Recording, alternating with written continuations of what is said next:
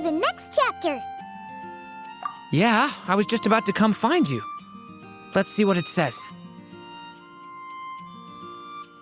Now sprout to life the story's seeds, stirred by wind-born melodies. Then on that breeze the music leaves, fading into distant memories. Seek the place where wind and tale entwine, and once there, make 3 riddles into verse, and 3 melodies into song. For in poetry and song will this story start to blossom. Come on! Another riddle? All that talk about wind and melodies? What do you think the answer could be? Oh! Care to elaborate? Wind? Music? Poetry? Tone-deaf bards gotta know the answer. You mean Lord Barbados? Albedo introduced us when I first arrived in Mondstadt. I mean, someone like me was bound to catch his eye sooner or later. It's better that it's out in the open anyway. Now, how should we track him down?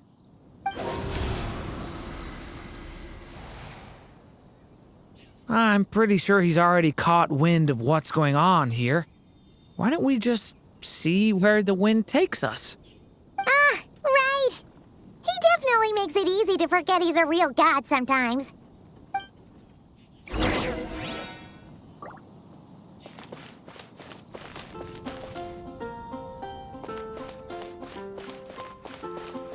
I'm gonna sing it one more time.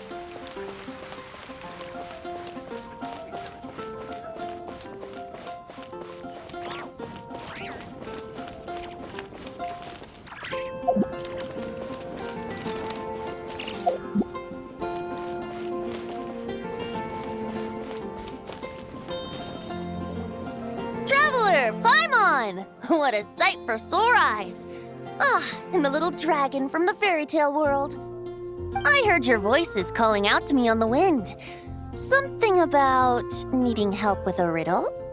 Sorry to disturb you, Lord Barbados. Disturb me? Not at all! To tell you the truth, I'm just as curious about this riddle as you are. Let me take a look.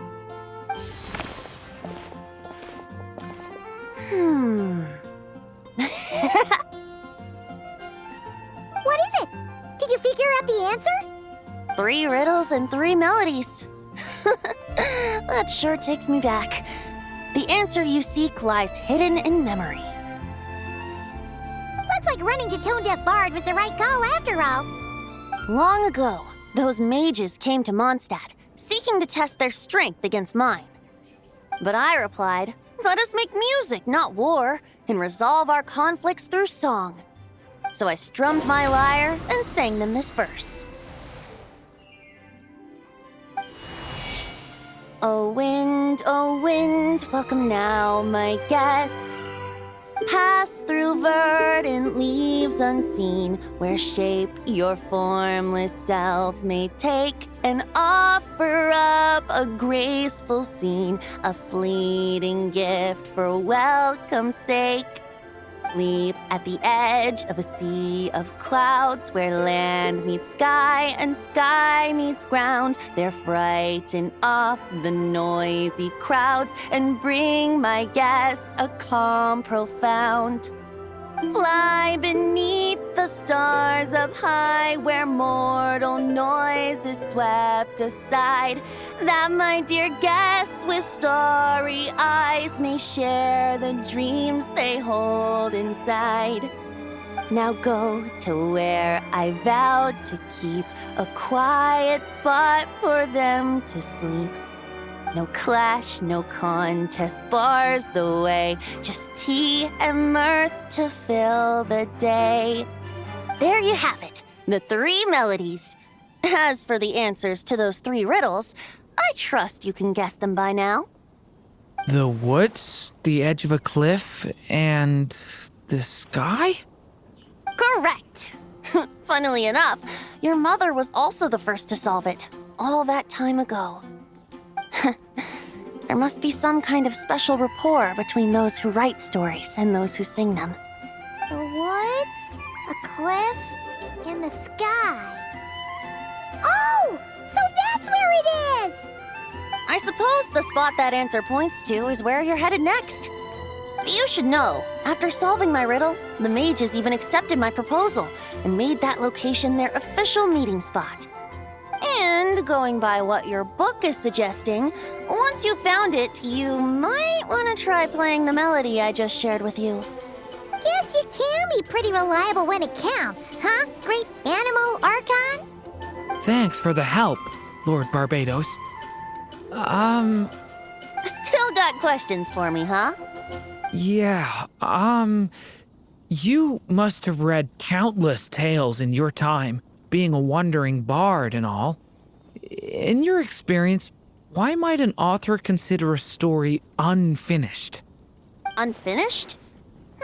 Well, I guess if there's something left to accomplish in the story, or, if the last line goes, "To be continued." Huh? Wow, your helpfulness lasted for like 1 second. In all seriousness, I would think the answer to that question lies in your mother's story itself. It's not my place to pry any further. All right then, we should get going.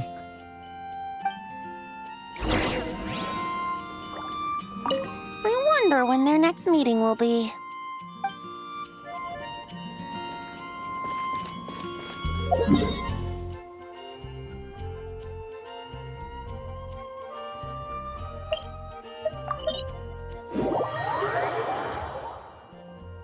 Okay, we're here! Now, we just need to play the 3 melodies, and we should be able to gather the memories for the next chapter, right? A musical performance? Huh. Out of all the things Miss Lisa has taught me, that's the one I'm worst at.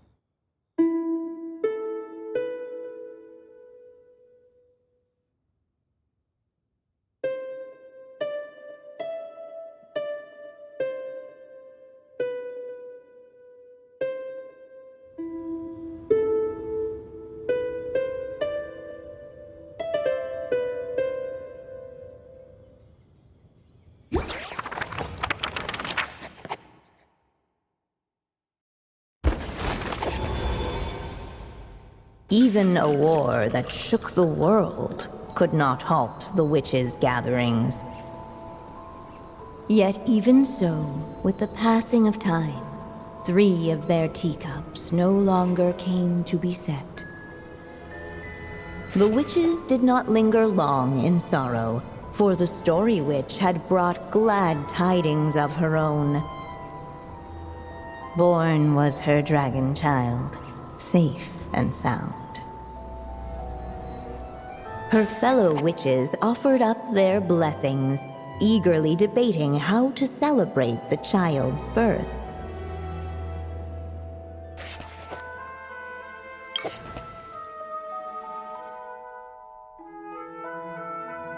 In the end, they settled on the sweetest candy they could find. After all, what could be sweeter than the arrival of new life? And so, the witches' gathering turned into a birthday celebration.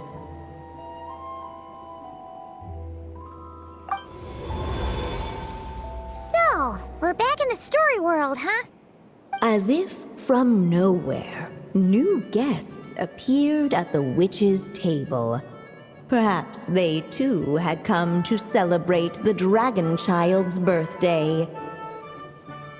Yet while everyone else was busy thinking about what kind of gift to offer, these three seemed to have come empty-handed. Hardly the recipe for a warm welcome to a birthday party, now is it? A gift? Hey, what's this all about? We only just found out this was a party. While the guests voiced their complaints and grievances, perhaps they should have been wondering what kind of gift to give instead. So, we need to bring a gift to advance the story? Ugh, but where are we supposed to get something like that? Perhaps it would be a good idea to have a look around. Why didn't you just say so?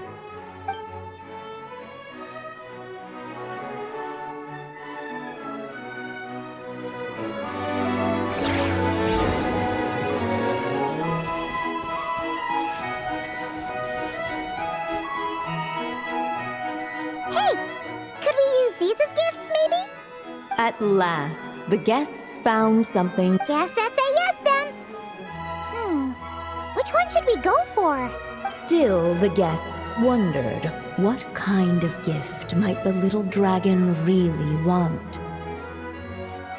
Should they put a warrior's sword in his hand and send him out on an unstoppable quest to save the world?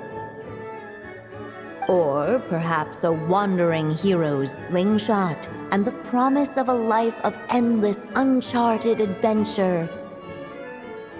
Or maybe even a scholar's tome and the chance to take on all the world's unsolved mysteries. Okay. Wow. Oh yeah! Technically, we're actually picking a gift for you. So, which one would you prefer? You want me to choose? Wow, this feels kinda special. How come? For as long as I can remember, I've spent most of my time living in the stories my mother created. I always thought my mother had everything written out for me already, just like the toy figures in Constellation Metropole. What I wanted to do with my own future. That's something I've never really thought about. What did I want back then? This is the first time I've ever asked myself that question. Sounds like this is the perfect opportunity to answer it then. It's been a while since you left Simulanka, and after everything that's happened, it might be about time to start thinking about your future. Then let me give it some thought.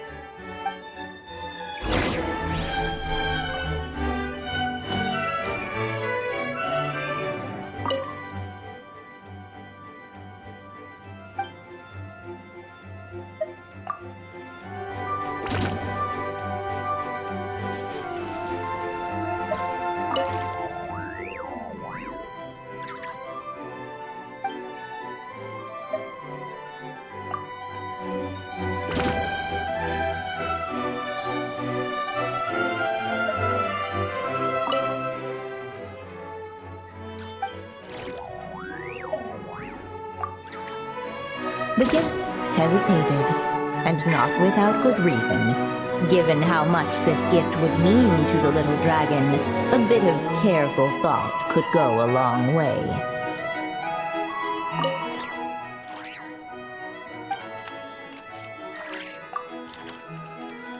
In the end, the guests settled on the wandering hero's slingshot. A wandering hero. So, you're an explorer, just like us.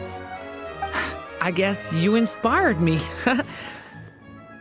During our journey from Mondstadt to Nodcry, we passed through many places and encountered all sorts of different people. But despite the immense distances between them, there was always one topic that kept cropping up. Your accomplishments. Well, we are world-renowned and adventurers, after all. Come to think of it, isn't a wandering hero basically the same thing as an adventurer? I've always thought of adventurers as people who chase after stories, and in doing so, they also leave behind many of their own. I'd like to become someone like that too.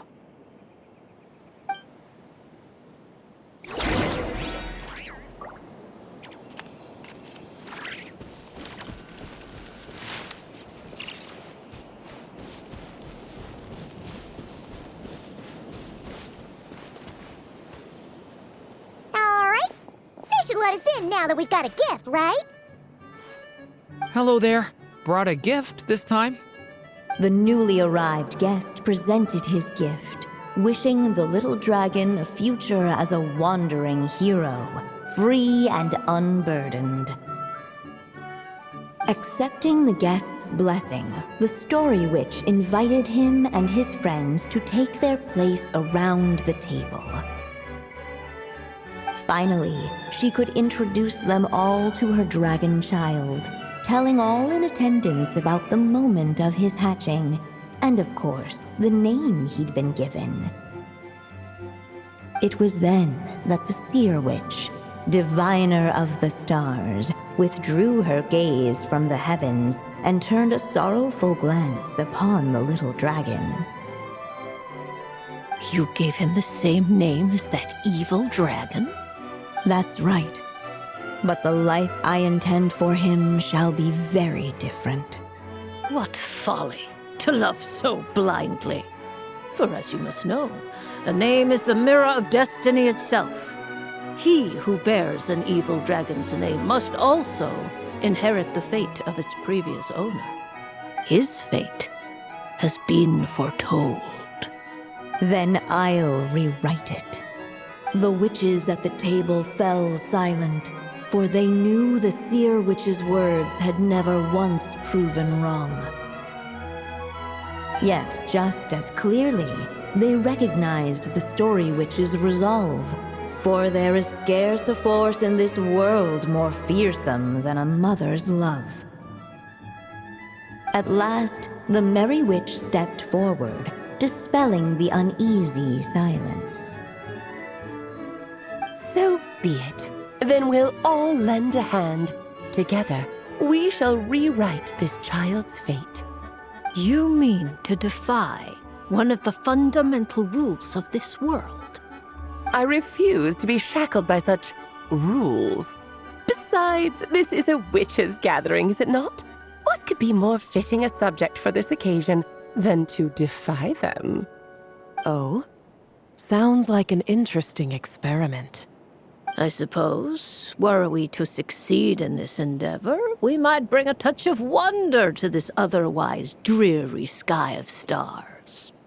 The Merry Witch finally talked them all round, just like she had done many times before. Warm and strong as the sun she was, so much so, in fact, that those who her light shined down upon had no choice but to bask in it. And so the witches readied their gifts, 3 marvels of the cosmos. For this child, I shall decipher the ravings of the heavens and lay bare before him the trickery of fate. For this child, I shall leave a formula powerful enough to unravel the very origins of this world, that he may seek another solution for the conundrum of his life. For this child, I shall call upon wondrous magic to make possible his impossible wish. All the Story Witch had was the pen in her hand, yet with the love that flowed from it, she resolved to bring forth a marvel of her own. For this child, I shall leave behind the last story I will ever write, and with it, a path to an ending yet untold. With the witch's blessings given and received, the little dragon's fate at last began to turn. In the midst of the dragon child's birthday celebration, the seer witch proclaimed her prophecy. The child had been given the evil dragon's name, and with it, the burden of its fate. But hearing this, the story witch vowed to rewrite it all, for such was her love and resolve. And so the other witches offered their gifts in turn, marvels as rare as any in the cosmos. Together, they sought to test one of the fundamental laws of this world, in part to support a mother's love, and in part to sate their own curiosity. Oh, and I almost forgot. Our new guests came bearing blessings of their own. Who knows? Perhaps this extra spark of life might be all the little dragon needs to change his fate.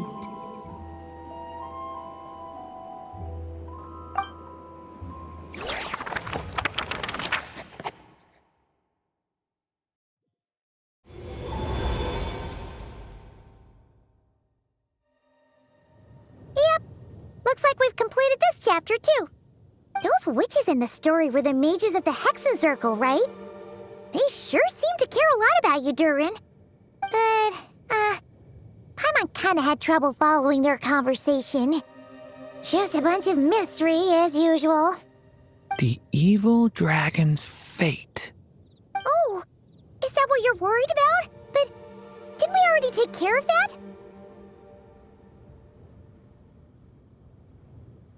Ah, the mages must have had a hand in that, too. Also, I was just thinking, which part of the story are we even meant to be completing? Oh, it feels less like we're filling in the gaps and more like we're adding something new altogether. But we use the ink, right? And the book hasn't given us any more clues, so that must mean our task is complete. At least for now. Yeah, I guess we're doing something right.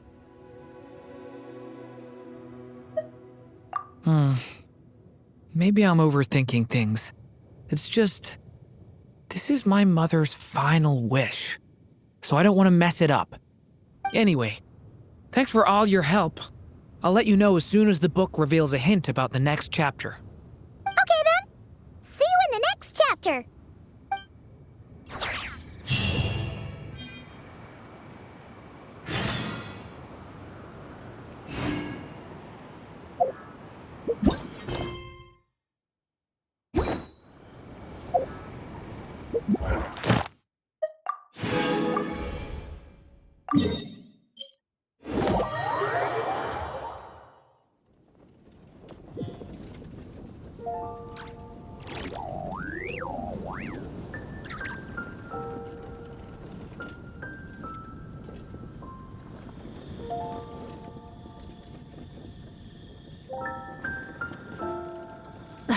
Instead of confining themselves to the heavens, God should broaden their horizons in the world below. Did you hear what happened with the sky in Natlan?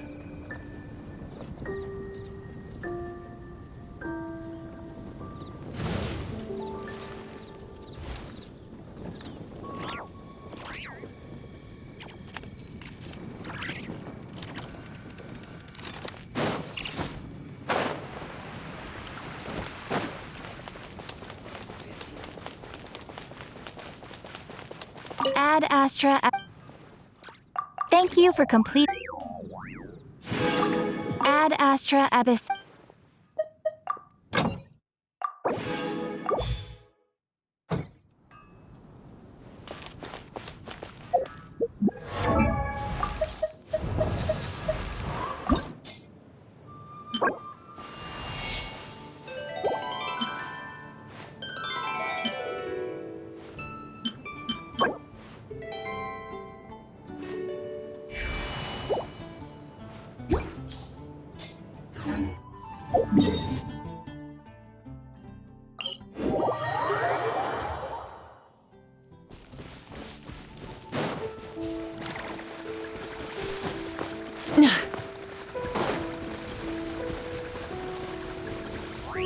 Rev the engines! Bring it!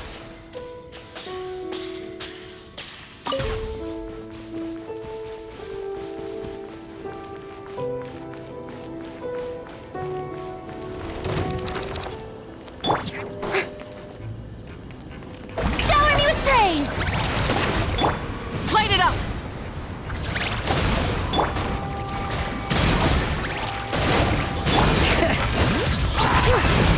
Wrath from the sky!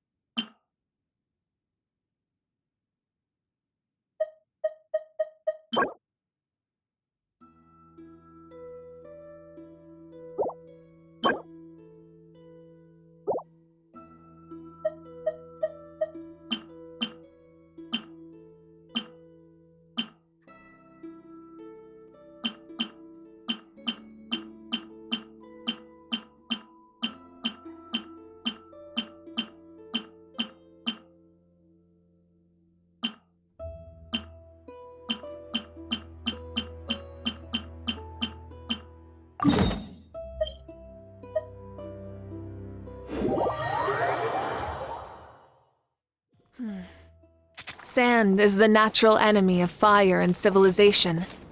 In the desert, ruins are all that remain to tell the story of the past.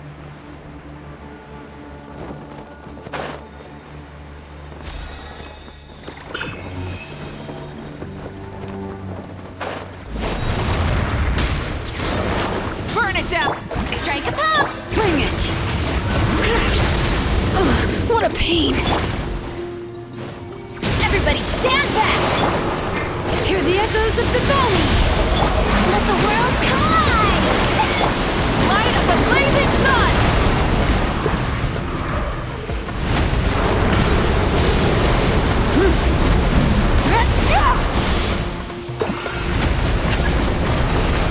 Light it up!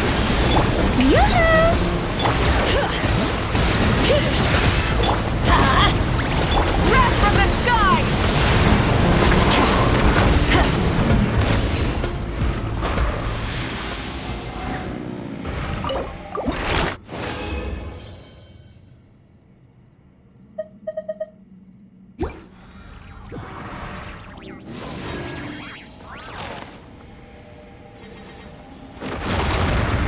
Burn it down! Shower me with Let's light it up! Off we go! Pyroclastic surge!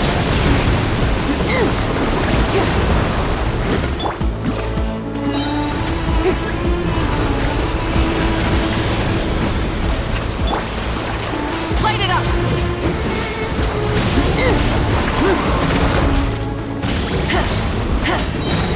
Wrath from the sky!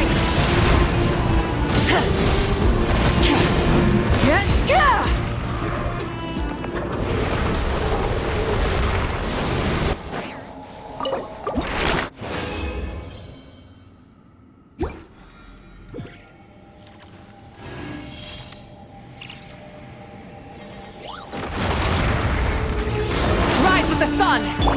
Strike a pop! Bring it! I'm going in! Pyroclastic surge! time to shine!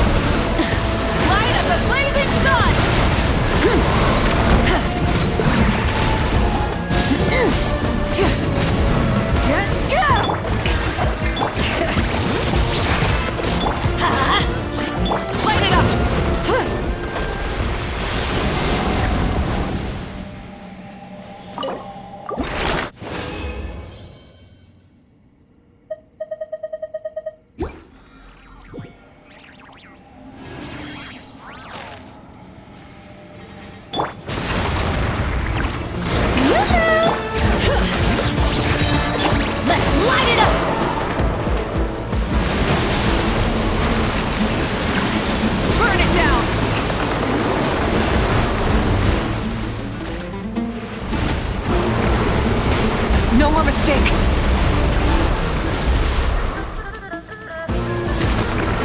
Shower me with praise! Bring it!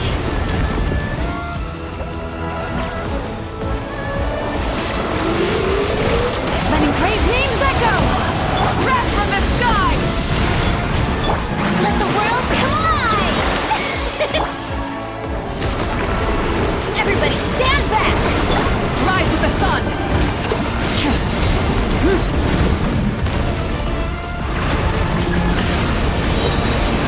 Light of the blazing sun!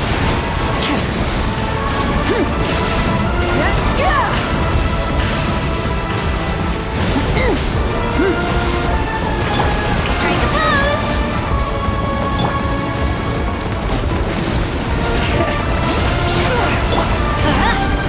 Try and stop me!